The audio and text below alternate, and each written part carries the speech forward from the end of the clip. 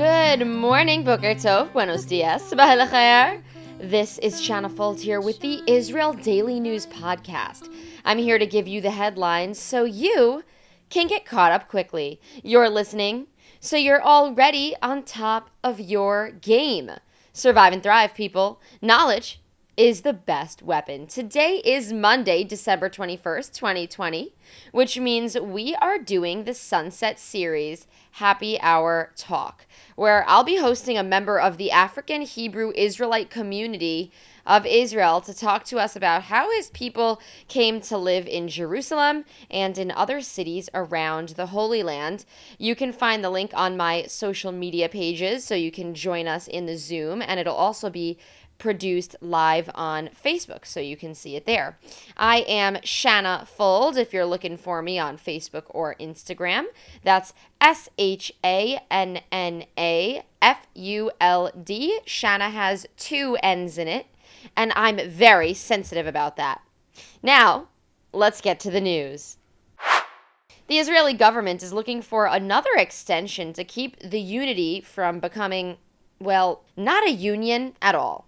The date has been pushed back before, and it will likely be pushed back again, as the deadline is coming Tuesday, when the clock strikes 12. This afternoon in Israel, the Knesset House Committee approved a bill to defer a new election by pushing the deadline to pass a budget from December 23rd to December 31st. The bill needs to pass 3 readings in order to be accepted, and the date for the budget approval would extend out to January 5th, meaning there would be a handful of days in between for revision of said budget. The unity government is comprised of the Likud party, for which Prime Minister Netanyahu is the head, and the Blue and White party, with Defense Minister Benny Gantz at the top. Both parties and their top dogs have agreed to push the deadline out. And if you are wondering why the deadline is so important, you should understand that all government-funded programs and organizations have been at a standstill without decisions being made, without money being dispersed throughout, and it has really held up the country and put a lot of people out. So it is very important that the government come up with a budget, and if not, the public will have to go out and vote again. Today is the first day that Israelis around the country are receiving a vaccination for COVID-19. Today, 10,000 health workers and some public servants received the vaccine, and citizens over 60 years as well. It's just the beginning, as the country is prepared to inoculate 60,000 people per day. The next round of those to get vaccinations will be people working in high-risk jobs like teachers, social workers, first responders, prison staff, and soldiers.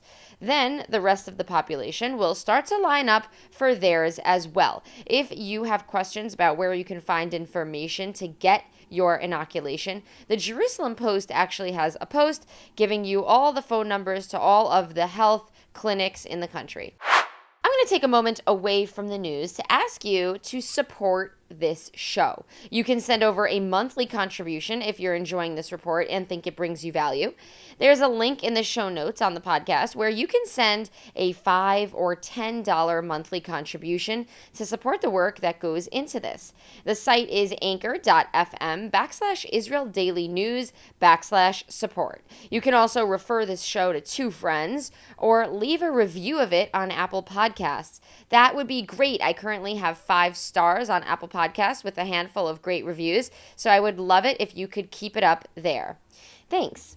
Now, let's get back to the news. Yesterday, the coronavirus cabinet approved new restrictions that do not allow entry to Israel for all foreign citizens coming from the UK, Denmark, and South Africa in an attempt to prevent the spread of new mutations of the coronavirus that have been recorded in those countries. Health officials are specifically concerned about the new coronavirus strain that's been found in England, which British Prime Minister Boris Johnson has said is up to 70% more transmissible. Even newer measures are ordering all Israelis returning from any country around the world to enter isolation in state-run quarantine hotels for 14 days unless they receive 2 negative results, which would allow them to leave after 10 days. About 130 passengers on 2 flights from London that landed at Ben Gurion Airport Sunday afternoon found out about the new restrictions upon landing and were sent to quarantine hotels. 30 of those passengers refused to go, and police were called to the airport to deal with the situation. Eventually, they boarded flights back to London. The new rules that have been extended to any person entering Israel, not just the UK, Denmark, and South Africa, will take effect Wednesday at 2 p.m. So again, if you are not coming from the UK, Denmark, or South Africa, you still have to enter a 14-day quarantine in a state-run hotel. So this is something you should be keeping an eye on if you are outside of Israel and planning to go back in. This is a very sad story. Esther Horgan, mother of 6 from the Tal Menashe settlement, has been found dead in a northern West Bank forest the morning after she went for a Sunday afternoon run and didn't return home. This was yesterday. Police say in a statement that there were signs of violence to her body and that the woman's death is considered to be a suspected murder. The head of the Samaria Regional Council, Yossi Dagan, says Horgan was killed by a large rock. The Shin Bet Security Service and the police are looking into the possibility that the killing was terror-related. Now, there are videos on the web that catch her running in a field in the West Bank near her home, and she was never spotted alive after that. Now, to lighten the mood a little bit, I'll leave you off with a couple of upbeat stories. This weekend, the Jewish community in Dubai, a city in the United Arab Emirates, hosted Israel's chief Sephardic rabbi Yitzchak Yosef. Yosef met with Emirati officials, inaugurated a newly built Jewish school in Dubai, and took part in a ceremony along with the community's rabbi. Daniel Seal, a trustee of the Beit Tefillah synagogue, says, "We promise that Jews who come to visit or work in Dubai, Abu Dhabi, and throughout the Emirates will have access to Jewish institutions and services." You can tell that this is a country that is truly a partner in peace. The winter solstice is upon us, and that means something extraordinary this year. For the first time since 1623, the Grand Conjunction will be visible to the human eye.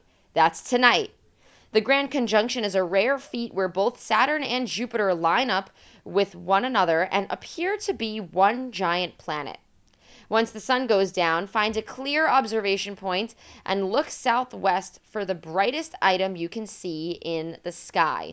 It'll look like a star, but it is the conjunction of Jupiter and Saturn. Make sure to take time out of your evening to witness this once-in-a-lifetime astronomical feat. It's once in a lifetime, unless you're planning on living for another 400 years, that is.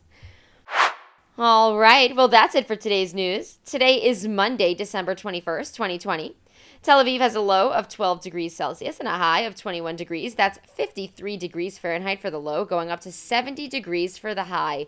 Subscribe to the Israel Daily News Podcast on Spotify or Apple Podcasts or wherever you're hearing it from. I am everywhere. Thank you, Candace Cohen, Jack Meltzner, Orion Fitlovich, and Javier Palavnik for your contributions to the research, writing, and ideation. I'll send you off today with a song called Al Hanisim by Kaylee Halpern. This song came my way through the Hounds of Love Facebook community. It's a group of musicians in Tel Aviv. The music video is very touching. The link is in the show notes so you can see it if you like. Have a great and productive day and an excellent week. Looking for a miracle to come and shine a light on the darkness and fear.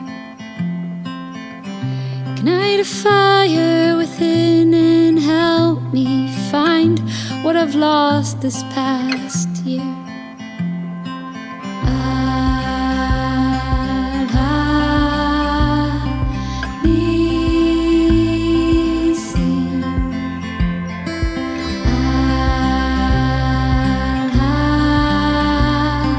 Al-Hanisim,